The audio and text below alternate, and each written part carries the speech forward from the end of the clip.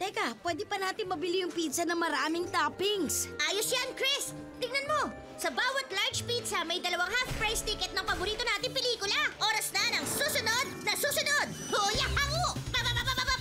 Hang! Ho! Sa susunod ay wala na ang susunod! Wah!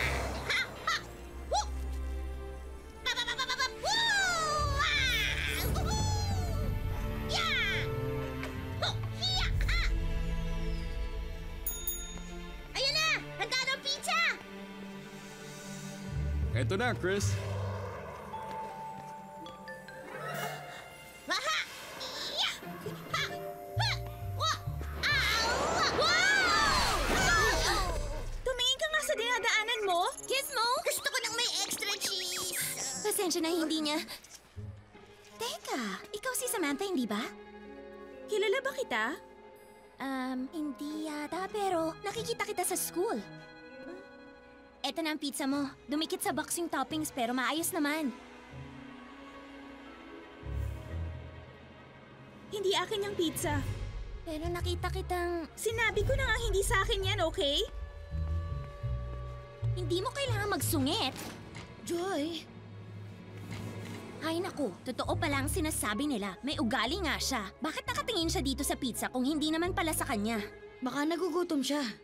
Sabihin mo weird talaga siya. Pumunta na tayo sa park. Nagugutom na talaga ako. Sabi ko na nga ba. Yung magkapatid na yun palaging pumupunta rito pero hindi umu-order. Sa pag-alis nila, pati ketchup ko nauubos.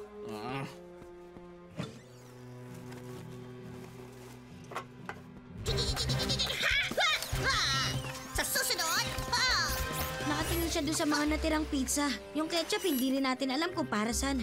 Alam mo, baka nga nagugutom sila magkapatid, Joy. Pwede natin silang bigyan. sige laban! Matatalo na kita! Gaya ng sinabi ko, weird siya. At malamang pati kapatid niya ganun din.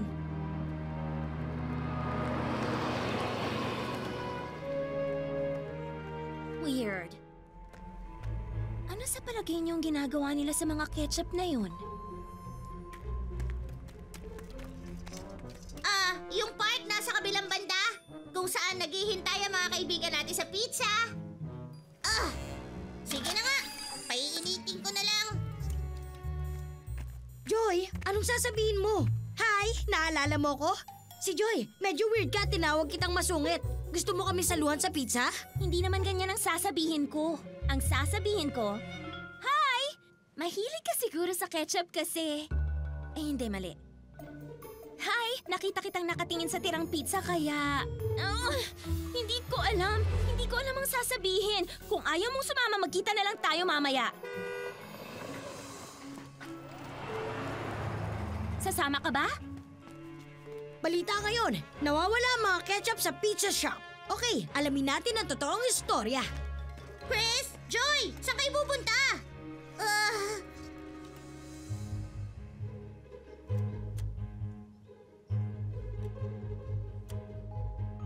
Joy! Wala akong naririnig na tunog. Baka naman si Ryan. Pati yung bahay mukhang sira din. Baka nasa likod sila.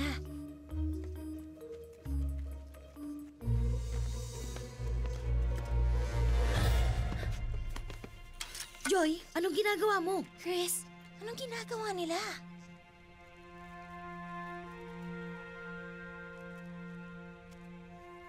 Ginagamit nila mga ketchup para gumawa ng soup? Oo, at mukhang yun lang ang pagkain na meron sila.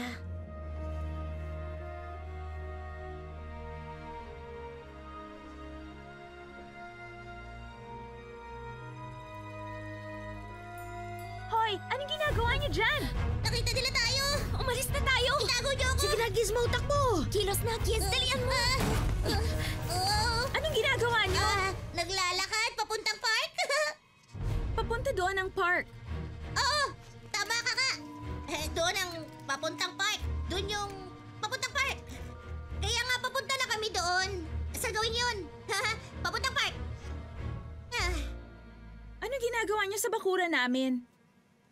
Nagdo-doorbell kami kanina kaya lang sira eh. Ang bango-bango mo naman. Oh, hindi ako yun. Itong pizza. Samantha, Baka gusto niyo magkapatid na saluhan kami kumain ng pizza? Talaga? Wala tong ketchup pero may... Giz, Nakita niyo kung kinuhang ketchup? Libre kasi yun eh. Oo, libre yon. Napaisip lang ako. Bakit? Okay, so ngayon alam mo na. teka.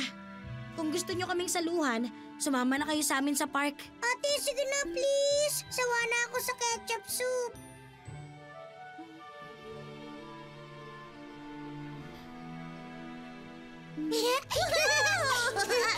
Tara na! Halika na! Anong klase pizza ba to? Mahilig ako sa mushroom at pepperoni. Lahat ng toppings meron! Tingnan mo, may ticket pa tayo! Gusto pelikula ng robot! Lalo na pag sinasabi niyang... Oras na ng susunod na nasa susunod!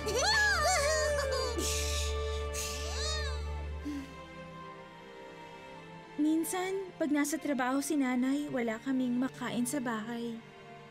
Pero nasa ng tatay nyo? Namatay siya nung bata pa ako.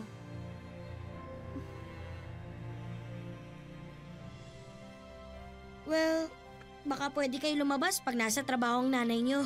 Kung gusto niyo, pwede kayong sumama sa amin. Pero hindi niyo naman ako kilala.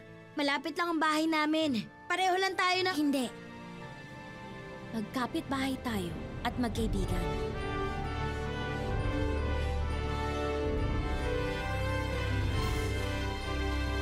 Tara na, umalis na tayo. Kilala mo si Claire? Nandun din siya sa park ngayon, pati na si Marcos. Kilala mo siya? Abay, si Marcos.